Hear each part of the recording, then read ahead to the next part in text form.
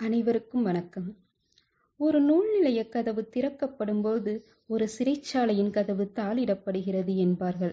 அத்தகைய பெருமை மிக்க நூலகங்களுக்கு தனது பெரும் பங்களிப்பினை வழங்கிய டாக்டர் S.R. ரங்கநாதன் அவர்களின் பிறந்த தினமான இன்று நூலகர் தினமாக கொண்டாடப்படும் இந்நாளில் புத்தகங்களின் பெருமையையும் நூலகத்தின் அருமையையும் அதில் நூலகர்களின் பங்களிப்பையும் பற்றி தெரிந்து கொள்வது அவசியமாகிறது. ஒரு சமுதாயத்தை நல்ல வகையில் மாற்றக்கூடிய சக்தி நல்ல நூல்களுக்கு உண்டு. ஒரு புத்தகம் மட்டுமே பெரிய மாற்றத்தினையும் தாக்கத்தினையும் ஏற்படுத்தும் பொழுது பல அறிஞர்களின் கருத்துக்களையும் சிந்தனை ஊற்றுகளையும் தாங்கி நிற்கும் நூலகம் எவ்வளவு மகத்தான சக்தியுடையது என்பதை வெறும் வார்த்தைகளால் சொல்லிவிட முடியாது. இன்றைய கல்வி வாழ கற்றுக் கொடுக்கிறது, ஆனால் வாழ்க்கையை கற்றுக் கொடுப்பதில்லை.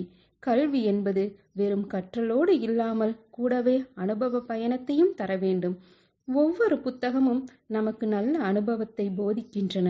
அவை பல்துறை பேராசிரியர்களும் கற்றுக் கொடுக்க முடியாததை கற்றுக் கொடுக்கின்றன. புத்தகங்கள் வெறும் காகிதத்தால் அச்சடிக்கப்பட்டவை அல்ல, கத்தியை விட கூர்மையான பேனாமுனையால் தீட்டப்பட்ட அறிவு ஆயுதங்கள், அஞ்சாமை இருளை போக்கி சிந்தனையை சீராக்கும் ஏவுகணைகள், இளைய சமுதாயத்திற்கு லட்சிய விதைகளை தூவி நல்ல பயிர்களை அறுவடை செய்யும் ஏர்முனைகள். சமுதாயத்தில் மிகப்பெரிய மாற்றத்தினையும் தாக்கத்தையும் ஏற்படுத்தும் சக்தி நூல்களுக்கு உண்டு. கோவில் இல்லாத ஊரில் மட்டுமல்ல, நூலகம் இல்லாத ஊரிலும் குடியிருக்க கூடாது. இங்கு நூல்கள் விற்கப்படுவதில்லை, பகிர்ந்து கொள்ளப்படுகிறது. உங்களுக்கு மிகச்சிறந்த நண்பனை அறிமுகப்படுத்துகிறது. நாம் இன்று இந்த நாகரீக நிலையை அடைய காரணம் மனிதன் புதிதாக சிந்தித்ததுதான். ஆழ்ந்து சிந்திக்கும் மனிதன் தன் முயற்சியினால் தான் எண்ணியதை நிச்சயம் அடைவான். உனக்கு அதிகம் உதவும் புத்தகங்கள் உன் சிந்தனையை அதிகம் தூண்டுபவை என்றார் தியோடர் பார்க்கர்.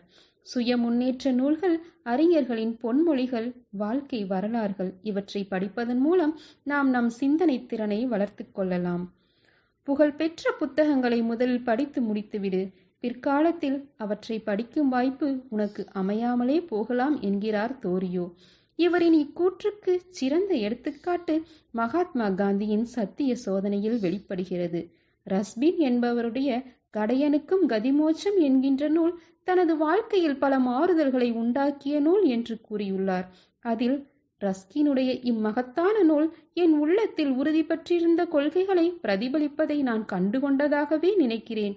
அது என்னை ஆட்கொண்டதோடு என் வாழ்க்கையையும் மாற்றிக்கொள்ளும்படி செய்தது என்று குறிப்பிட்டுள்ளார். பாவேந்தர் பாரதிதாசன் சமுதாயத்திற்கு நூலகத்தின் தேவையை பின்வரும் பாடலின் வாயிலாக வலியுறுத்துகிறார். மனிதரெல்லாம் அன்பு நெறி காண்பதற்கும் மனோபாவம் வானை போல விரிவடைந்து தனி மனித தத்துவமாம் இருளை போக்கி சக மக்கள் ஒன்றென்பதுணர்வதற்கும் இனிதேதாய் எழுந்த உயர் எண்ணமெல்லாம் இலகுவது புலவர் தரு சுவடிச்சாலை புனிதமுற்று மக்கள் புது வாழ்வு வேண்டில் புத்தக சாலை வேண்டும் நாட்டில் யாண்டும் என்கின்றார். நல்ல புத்தகங்கள் நேரத்தை கழிக்க நல்ல துணைவன், மனதை மகிழ்விக்கும் நண்பன், அறிவை போதிக்கும் ஆசான், மனச்சோர்வை நீக்கும் ஆலோசகர், ஞானத்தை உபதேசிக்கும் நல்ல தூதுவன். நான் அறிவாளியாக பிறக்கவில்லை, ஆனால் நிறைய ஆர்வம் வேகத்தோடு அறிவை தேடுகிறேன் என்கின்றார் தத்துவ மேதை கான்பூஷியஸ். இங்கனம் அறிவை தேடுபவர்களுக்கு ஒரு கலங்கரை விளக்கமாக திகழ்வது நூல் நிலையம் என்றால் மிகையாகாது. இத்தகைய நூலகங்களின் வளர்ச்சிக்கு தன்னுடைய உயரிய பங்களிப்பை வழங்கி நூலக தந்தை என்று போற்றப்படுபவர் டாக்டர் S.R. ரங்கநாதன் அவர்கள். நம் தமிழ்நாட்டில் நஞ்சை விளையும் தஞ்சை மாவட்டம், தற்போது நாகை மாவட்டம் சீர்காழியில் ஆகஸ்ட் 12ஆம் நாள் 1892ஆம் ஆண்டு பிறந்தார். தனது ஊரின் பெயரையும் தந்தை பெயரையும் சேர்த்து சீர்காழி ராமாமிர்த ரங்கநாதன் என்று அழைக்கப்பட்டார். கணிதத் துறையிலும் இந்திய தத்துவ இயலிலும் தேர்ந்த ஆய்வாளரான ரங்கநாதன் கோலன் பகுப்பு முறை என்கின்ற நவீன வகைப்படுத்துதல் முறையை உருவாக்கினார். இதுவே இன்றளவும் உலகின் பல நாடுகளில் பயன்படுத்தப்படுகிறது. கல்வி ஒன்றை தவிர வேறு எதுவும் மக்களின் வாழ்க்கை தரத்தை உயர்த்தாது. முறையான நூலகங்கள் இல்லை என்றால் கல்வியிலும் சரி, அறிவு செல்வத்திலும் சரி நாடு பின்தங்கித்தான் இருக்கும். மக்கள் இதையெல்லாம் சிந்தித்து நூலகங்களின் வளர்ச்சிக்கு அனைத்து முயற்சிகளையும் செய்ய வேண்டும் என்று தனது சொற்பொழிவில் குறிப்பிட்டுள்ளார். காசி பனாரஸ் சர்வகலாசாலை டெல்லி பல்கலைக்கழகம் ஆகியவற்றில் நூலக அறிவியல் துறை தலைவராக பணியாற்றினார். புதுடெல்லியில் யுனெஸ்கோவின் தகவல் தொடர்பு மையம் நிறுவப்பட உந்து சக்தியாக இருந்தார். தமிழ்நாட்டு நூலக வரலாற்றில் ரங்கநாதன் சாதித்தவை ஏராளம். இவர் நூலகராக பொறுப்பேற்ற பின் 1928 ஜனவரியில் சென்னை நூலகச் சங்கம் உருவாக்கப்பட்டது. உலக நூலகங்கள் பற்றி பல்வேறு புத்தகங்களையும் நூலக அறிவியல் விதிகளையும் வகுத்துள்ளார்.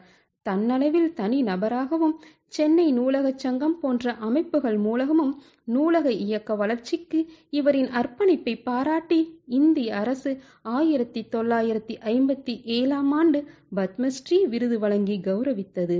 பெங்களூரில் தனது துணைவியார் சாரதாவின் பெயரில் இவர் உருவாக்கியுள்ள சாரதா ரங்கநாதன் தகவல் தொடர்பு மையம் இன்றளவும் நூலக அறிவியல் வளர்ச்சிக்கு தொடர்ந்து பங்களித்துக் கொண்டிருக்கிறது. புத்தகங்களோடு வாழ்ந்து அவற்றை நேசித்து சுவாசித்த திரு S.R. ரங்கநாதன் அவர்கள் 1972 செப்டம்பர் 27 தமது 80வது வயதில் காலமானார். சட்டங்கள் சமாதியாகலாம், புத்தகங்களுக்கு மரணம் என்பதே இல்லை. ஒவ்வொரு புத்தகமும் நூலகமும் ரங்கநாதன் அவர்களின் பெருமையை பறைசாற்றிக் கொண்டேதான் இருக்கின்றன. நமது பொழுதுகளை போக்கும் சாதனங்கள் எத்தனையோ இருக்கின்றன. ஆனால் நமது பொழுதுகளை ஆக்கப்பூர்வமான பொழுதுகளாக மாற்றும் சக்தி நல்ல நூல்களுக்கு மட்டுமே உண்டு. இத்தகைய சிறப்புமிக்க புத்தகங்களை நிர்வகிக்கும் நூலகர்கள் நிச்சயம் சமூக மாற்றத்திற்கு காரணகர்த்தாக்கள். பேச்சுத்துறையிலும் எழுத்துத்துறையிலும் மற்றும் பல துறைகளிலும் சாதித்துக் கொண்டிருக்கின்ற எத்தனையோ நூலகர்கள் இன்னும் இருந்து கொண்டேதான் இருக்கிறார்கள். தங்களின் பங்களிப்பை இச்சமுதாயத்திற்கு செய்து கொண்டேதான் இருக்கிறார்கள். ஒரு நூலகரின் பணி என்பது வெறும் புத்தகங்களை வாங்கி வரிசைப்படுத்துவது மட்டுமல்ல. நல்ல புத்தகங்களை தங்களை நாடி வரும் வாசகர்களுக்கு அறிமுகப்படுத்தி எழுத்தாளருக்கும் வாசிப்பை நேசிக்கும் வாசக சமுதாயத்திற்கும் பாலமாக செயல்படுவதே ஆகும். பள்ளி தளமனைத்தும் கோயில் செய்வோம் என்றார் பாரதி. ஒவ்வொரு கல்விச்சாலையிலும் நூலகத்தை நிறுவி சிறந்த மாணவ சமுதாயத்தை படைப்போம்.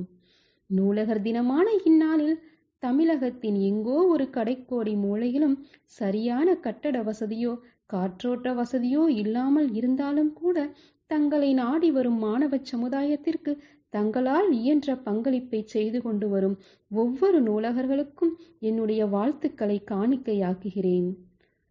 பல சரித்திரம் படைத்த சாதனையாளர்களை உருவாக்கியும் இன்னும் பலரை உருவாக்க காத்திருக்கும் நூல் நிலையம் இன்றைய ஃபேஸ்புக், ட்விட்டர் உலகிலும் தனக்கென தனி இடத்தை பிடித்து எளிமையாய், கம்பீரமாய், நிறைகுடமாய் உங்களின் வருகையை எதிர்நோக்கி காத்திருக்கிறது. சிகரம் தொட்ட சாதனையாளர்களின் வரிசையில் உங்களின் காலடித்தடங்களையும் பதிக்க புறப்பட்டு விட்டீர்களா நூலகத்தை நோக்கி?